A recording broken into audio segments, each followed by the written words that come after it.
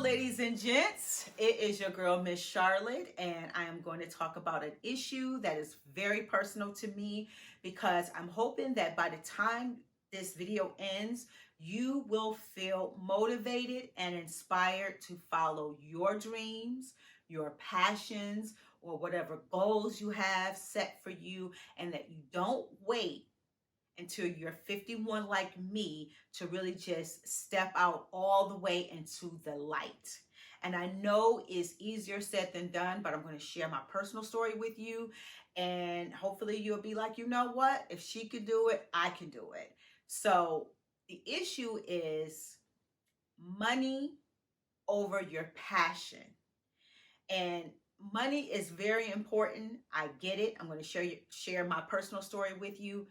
But sometimes you have to decide if your passion is worth more than money. So let me take you back to my story.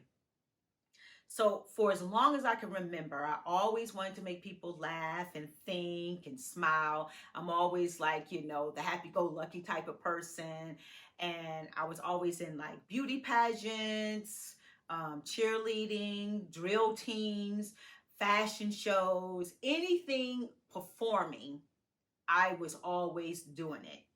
And I went to school for performing arts, theater arts, drama major, but I could never really do a lot of the plays because I was working at the age of 13. I lied and said I was 16 because I had to get them coins, because I had to kind of help my mom out. She was a single mother.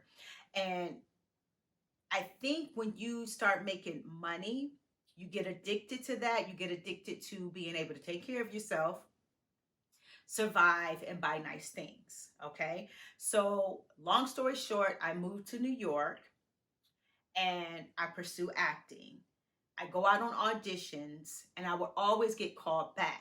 But I had this job, and you got to know this. I'm from Buffalo.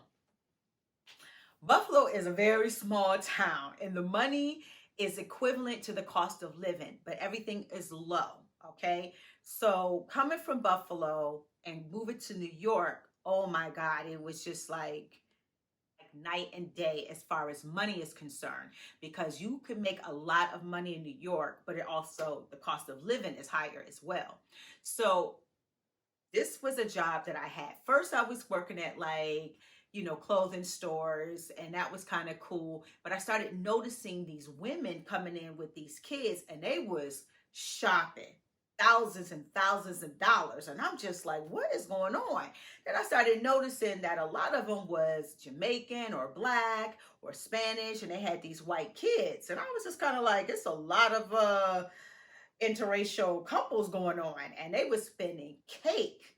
So one day I just decided to ask this woman, because she was Jamaican, and this child was like blonde hair, blue eye. And I was like, I don't think that's her child. So I was like, is this your child? And she was like, no, I'm a nanny. So coming from Buffalo, I'm like, that's a high-end word for babysitter. So you a babysitter? And she's like, no, I'm a nanny. There's a difference. And, so she schooled me on the profession on it. And then she showed me, where to go and how to look. When I tell y'all, nannies clean up in New York. That money is serious. So I wind up being a nanny for a doctor, making some serious cake. And you got to understand, coming from Buffalo and moving to New York and taking care of myself by myself, that money really meant a lot to me, because I was able to get my own apartment, a nice car, clothes. I was just doing me. So now that I'm making all this good money, I'm kind of putting the acting thing to the side, because I done got really hooked on this money.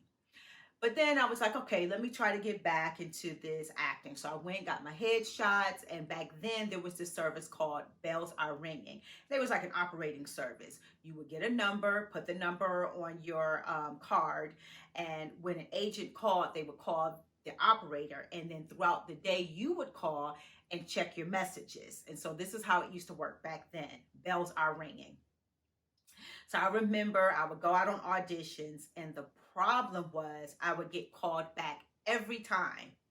But here I am taking care of kids, during the day. Mostly it was like, I want to say 8 a.m. to like 7 p.m. It was long hours because, you know, the parents was out doing their thing. And so you're basically raising their kid, but you making cake, you making money. And I loved the kid that I was taking care of. I loved him.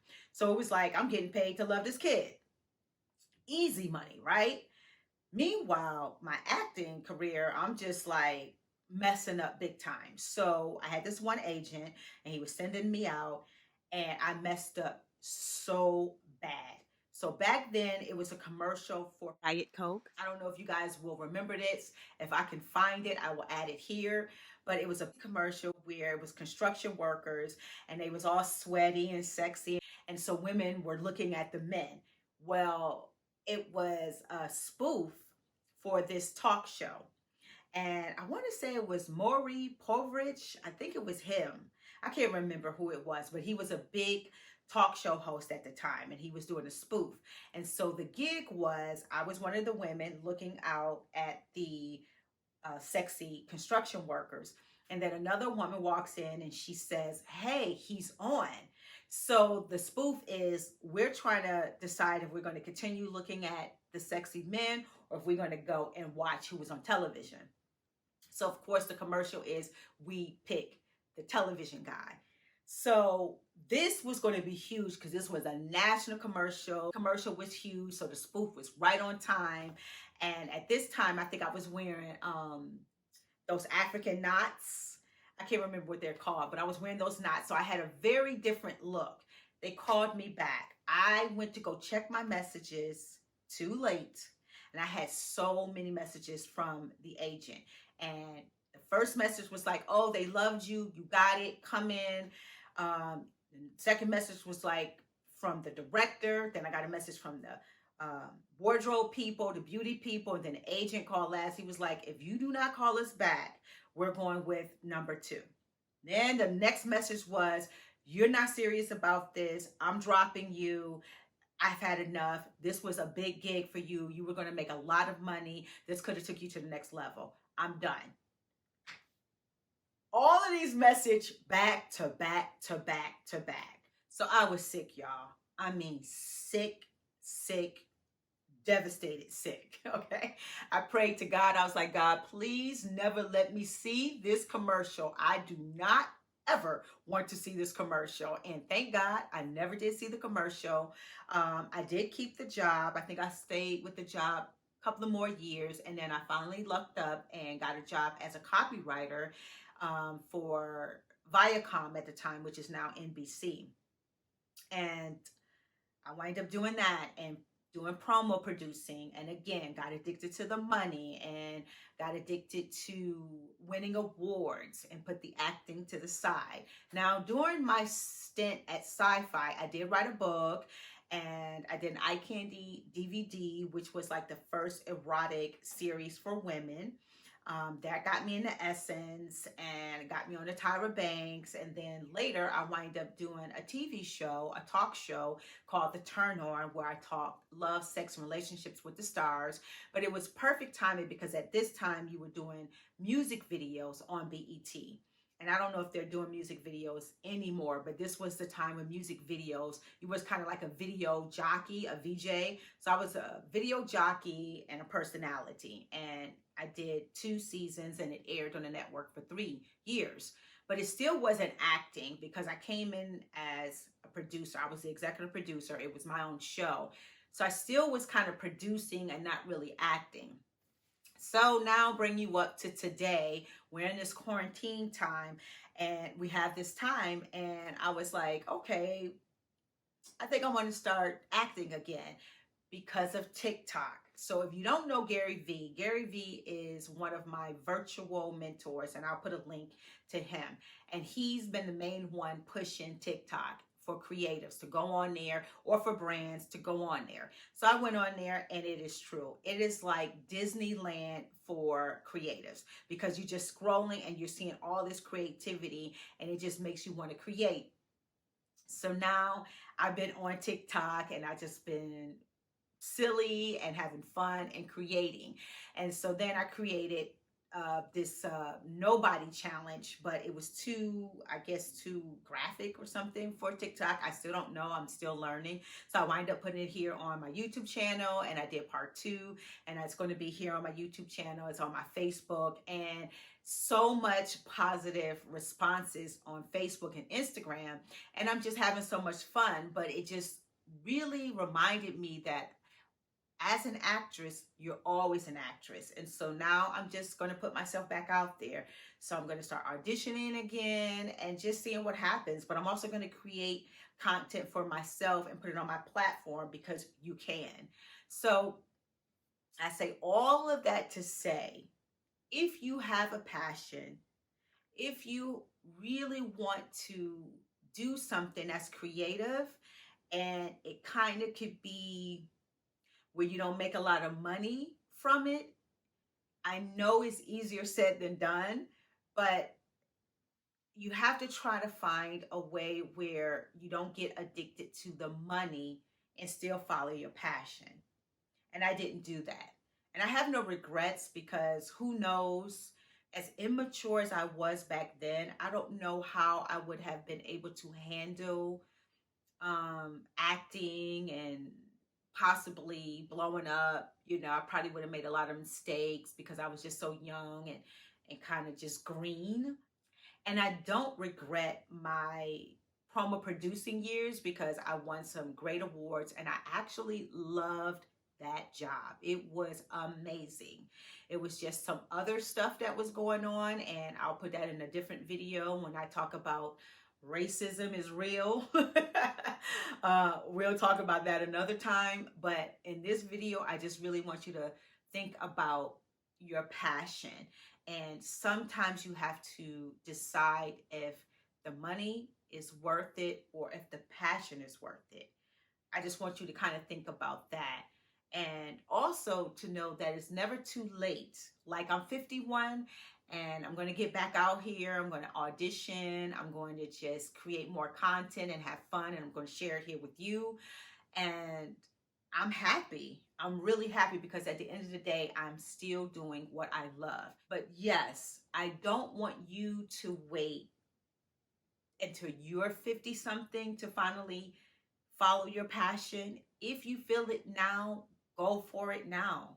You have nothing to lose, especially in this quarantine time.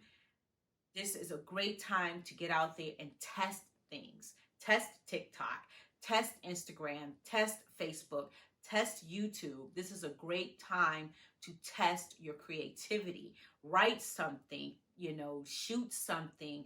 If you are a musician, play something. Just get it out there while you are in quarantine and there's no distractions. Do it now, because that's what I'm doing, and it's been a blast. And honestly, it's been helping me to deal with this quarantine. Like, if you can do something positive for yourself during this time, I stress that highly. So that's what I wanted to share with you today. And I'm going to share more of me with you. And again, thank you so much for hanging out with me and following my journey, because it's not easy to deal with your issues. So for those of you who have been dealing with your issues, I thank you. And now kind of get ready to have some fun with me, laugh, and hopefully smile, because I'm going to add some more stuff onto this channel. And if you haven't subscribed yet, please subscribe. I would love to reach 1,000 subs this year. Right now I'm at 4 something, and I'm so grateful, but I am really going to try hard, guys. I'm going to put more effort into this, and I'm going to really put myself out there, all the way out there for you, because I'm really trying to get 1,000 subs. Now, if I get 10,000 subs, y'all, can we do that? Okay? Because I don't know if you know this. If you have 10,000 subs on YouTube, there's so many things you can do. The floodgates open if you have 10,000 subs. But I know that's kind of hard to ask of you right now, but just please subscribe, like. Please hit the like, leave comments. If there's things you want me to talk about, if there's things you want me to try, leave it in the comment. I may do it. If you have an issue you want me to talk about, please. If there's a TikTok challenge you want me to try, leave it in the comment. But until then, I will see you, and I'm going to figure out which days I'm going to see you. Wednesdays is definitely going to be for issues, and then I'm trying to decide if I want to do Fridays and Saturdays for the silly side of me. Still kind of deciding that, but I'm going to have some fun, and I hope you have some fun. Thank you again. I really do appreciate you all.